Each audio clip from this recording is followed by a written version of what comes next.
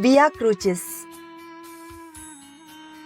തീർത്തും ഒരു പരാജിതനെ പോലെ നിൽക്കുന്ന ലോകരക്ഷകൻ പരിഹാസങ്ങളെയും ക്രൂര പീഡനങ്ങളെയും ഒരു നേർത്ത തേങ്ങലിൽ ഈശോ ഒതുക്കി.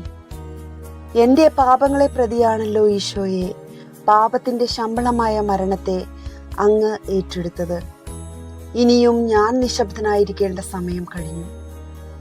പാപത്തെയും പാപ സാഹചര്യങ്ങളെയും എതിർക്കാൻ എന്നെ ശക്തനാക്കണമേ നാഥ.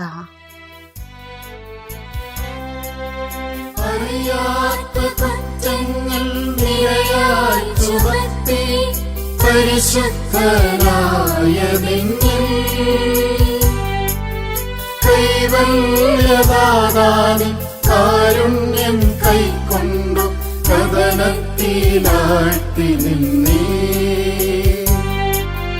അവസാന വിധി